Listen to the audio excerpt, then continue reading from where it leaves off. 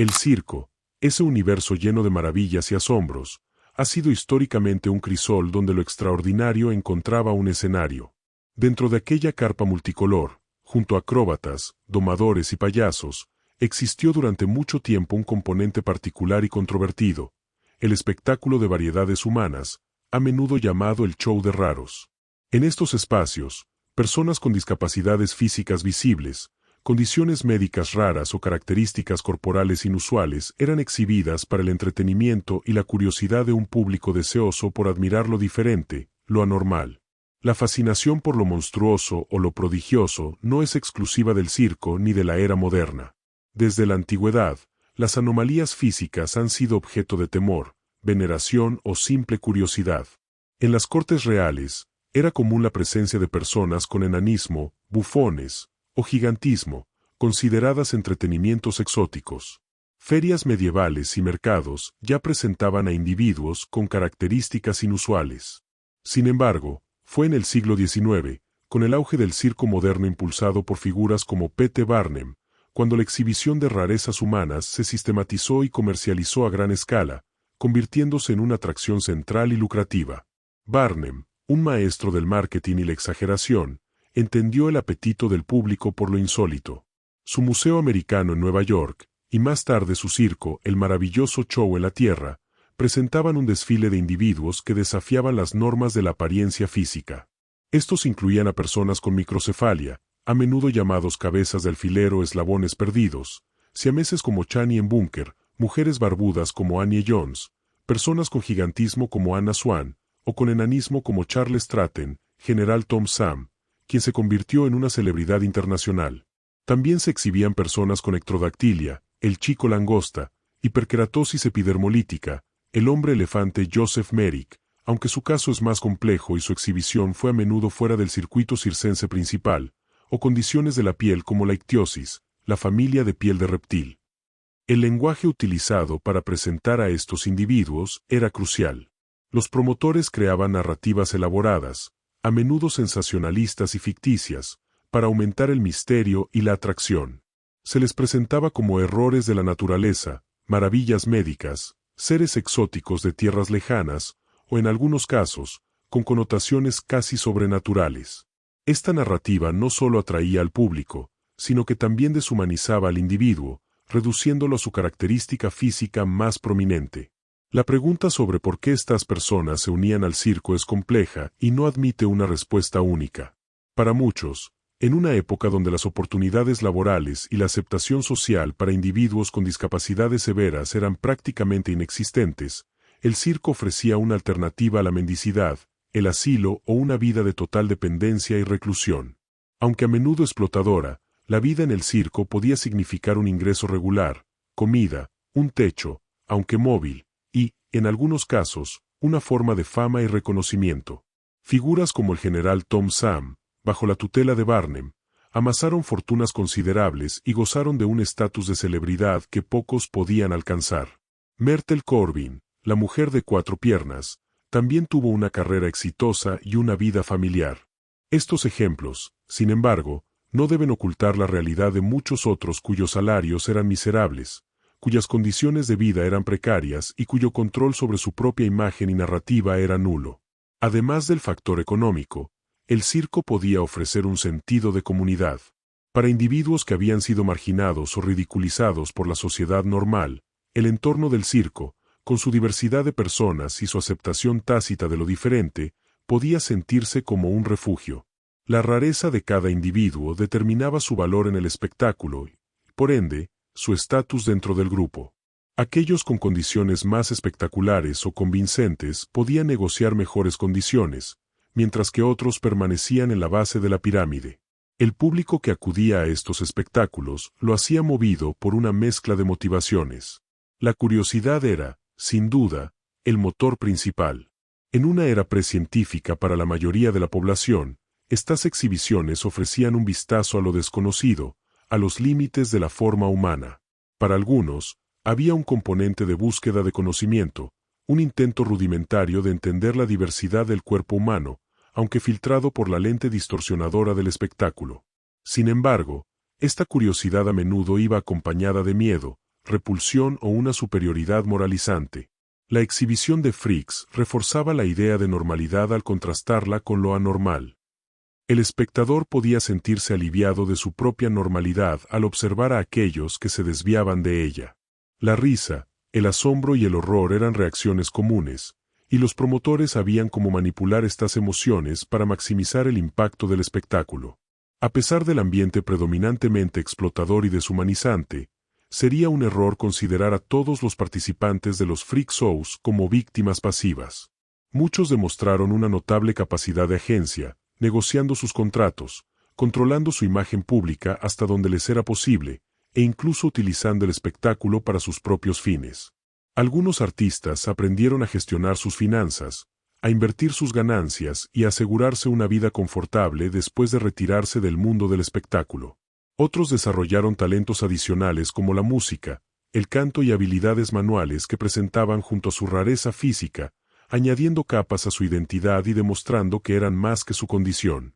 Además, la interacción directa con el público, aunque mediada por el promotor, ofrecía a algunos la oportunidad de contar su propia historia, de conectar a un nivel humano y de desafiar los estereotipos. Vendían sus propias fotografías autografiadas y folletos biográficos, a menudo escritos o embellecidos por los promotores, pero a veces con su propia participación, lo que les permitía tener un control, aunque limitado, sobre su narrativa y generar ingresos adicionales.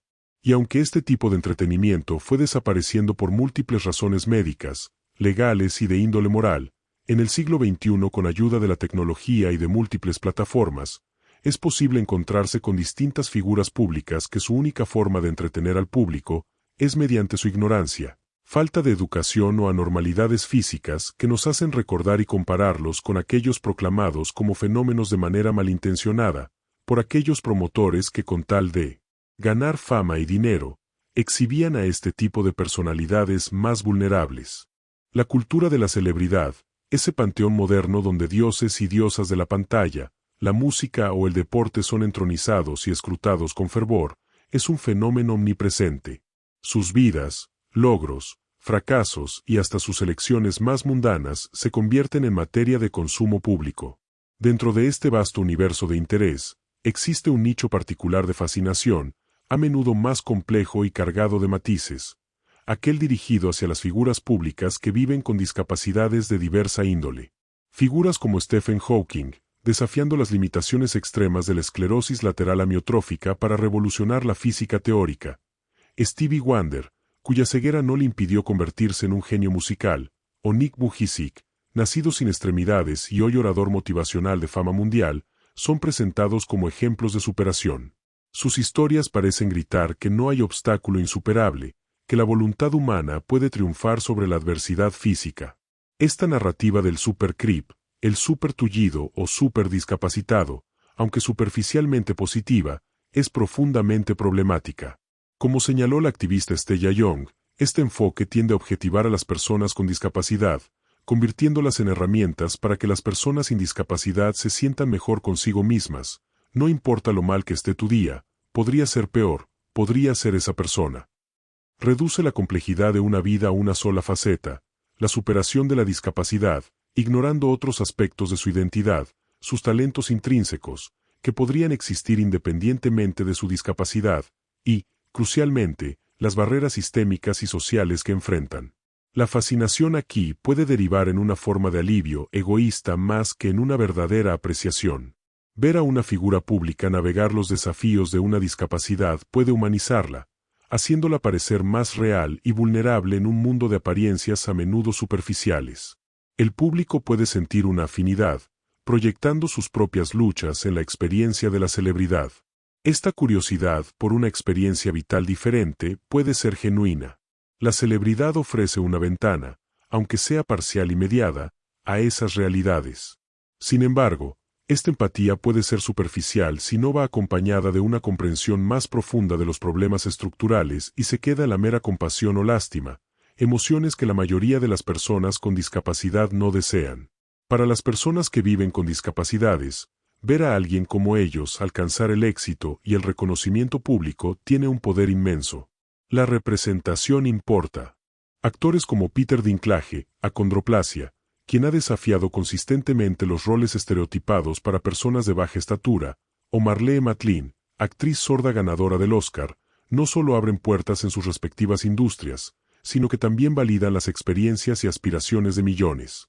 Esta faceta del interés es fundamentalmente positiva. La visibilidad de celebridades con discapacidad en roles diversos y no centrados únicamente en su condición ayuda a normalizar la discapacidad, a desmantelar prejuicios y a mostrarla como una característica más de la diversidad humana, no como una tragedia definitoria.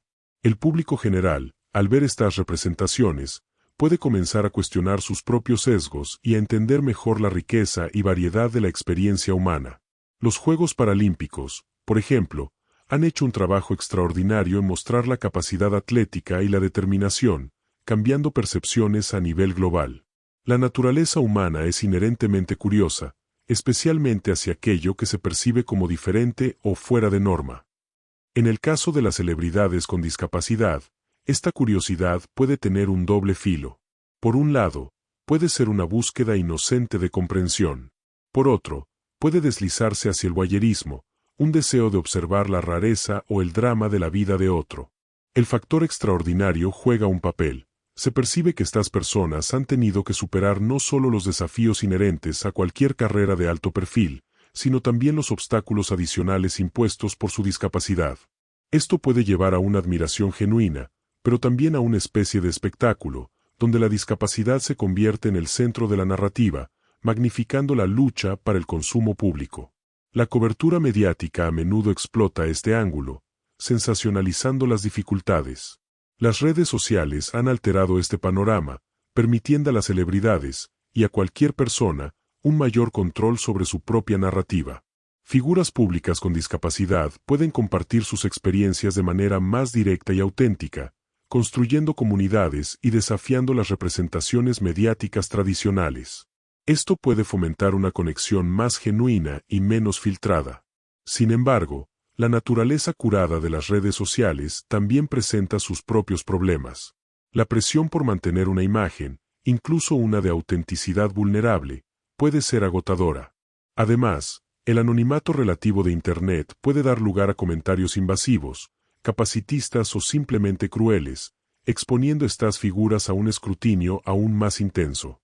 Incluso con buenas intenciones, el enfoque mediático puede perpetuar estereotipos. El ya mencionado supercreep es uno. Otro es el enfoque desproporcionado en discapacidades físicas visibles, mientras que las discapacidades invisibles, como enfermedades mentales, dolor crónico, discapacidades del aprendizaje, condiciones neurodivergentes, a menudo son ignoradas o malinterpretadas. Cuando se representan, pueden ser sensacionalizadas o estigmatizadas de formas diferentes, pero igualmente dañinas. La fascinación del público por las celebridades con discapacidad es un fenómeno complejo, un espejo que refleja tanto nuestras mejores intenciones como la empatía, admiración y deseo de conexión, como nuestros sesgos más arraigados y las trampas de una cultura mediática a menudo superficial. Es un terreno fértil para la inspiración y la concienciación, pero también para la explotación sutil y la perpetuación de estereotipos dañinos. Si te gustó el video, no olvides dejar tu like, decirme lo que piensas al respecto de este tema y suscribirte, que es completamente gratis. Sin más por el momento me despido, que tengas buen día o buena noche.